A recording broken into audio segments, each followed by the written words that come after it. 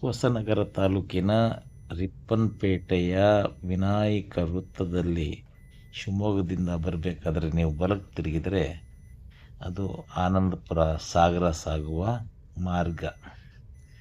ಆನಂದಪುರಂ ತನಕ 10 ಕಿಲೋಮೀಟರ್ ರಸ್ತೆ ಈಗ ಅಗಲೀಕರಣ ಆಗ್ತಿದೆ. ರಿಪ್ಪನ್ಪೇಟೆ ವಿನಾಯಕ ವೃತ್ತದ ಅಕ್ಕಪಕ್ಕದಲ್ಲಿ ಅನೇಕ ಕಟ್ಟಡಗಳನ್ನು ತೆರವು ಮಾಡಿದ್ದಾರೆ. ಈ ಮಾರ್ಗದಲ್ಲಿ ಈಗ ಸಾಗಬೇಕಾದ್ರೆ ಅರ್ಧಂಬರ್ಧ ತೆರವಾದ ಕಟ್ಟಡಗಳ ಸ್ಕೆಲೆಟನ್ ನೋಡ್ಬೋದು.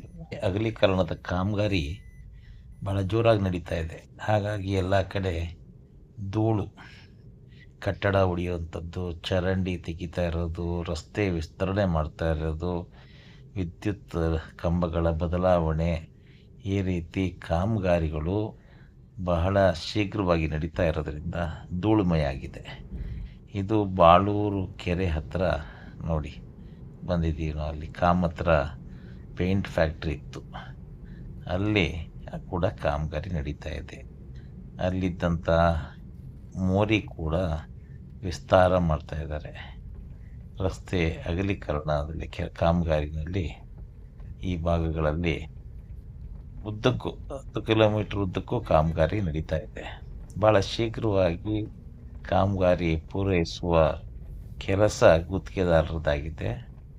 ಅಲ್ಲಿಂದ ನಾವು ಮುಂದೆ ಹಾಲ್ಗುಡ್ಡೆ, ನೌಟೂರು, ಕೊರ್ಲಿಕೊಪ್ಪ, ಬಸವನಕೊಪ್ಪ ಗೇಟು, ಅಲ್ಲಿಂದ ನಾವು ಎಡೆಹಳ್ಳಿಗೆ ಸೇರ್ತೀವಿ. ಎಡೆಹಳ್ಳಿನಲ್ಲಿ ಎರಡೂ ಭಾಗದಲ್ಲಿ ಕಟ್ಟಡಗಳನ್ನು, ಕಂಪೌಂಡ್ಗಳನ್ನು ತೆರವು ಮಾಡಿ ಈಗ ಅಲ್ಲಿ ಚರಂಡಿ ಕೆಲಸ ಪ್ರಾರಂಭ ಆಗಿದೆ. ಎಡೆಹಳ್ಳಿ ವೃತ್ತದ ಸಮೀಪಕ್ಕೆ ಬರಬೇಕಾದ್ರೆ ರಸ್ತೆ ಸ್ವಲ್ಪ ತುಸು ವಿಸ್ತಾರವಾಗಿ ಮಾಡಿದ್ದಾರೆ. ಇದೊಂದು ದೊಡ್ಡ ವೃತ್ತ, 4 ರಸ್ತೆ ಸೇರುತ್ತೆ. ಇದು ಅಪಘಾತ ವಲಯದ ವೃತ್ತ ಆಗಿದೆ. ಬ್ಲಾಕ್ ಸ್ಪಾಟ್ ಅಂತ ಕೂಡ ಇದನ್ನು ಸರ್ಕಾರ ಕನ್ಸಿಡರ್ ಮಾಡಿದೆ.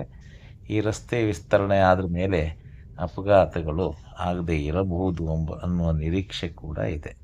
ಇದು ಸಾಗರ ತಾಲೂಕಿನ ಆನಂದಪುರಂನ ಎಡೆಹಳ್ಳಿಯ ವೃತ್ತಕ್ಕೆ ನಾವು ತಲುಪ್ತಾ ಇದ್ದೀವಿ.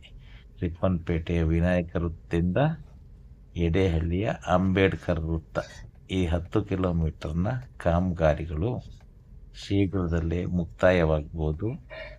ಅದಕ್ಕೆ ಬೇಕಾದಂಥ ಎಲ್ಲ ತಯಾರಿಗಳು ಇಲ್ಲಿ ನಡೆದಿದೆ.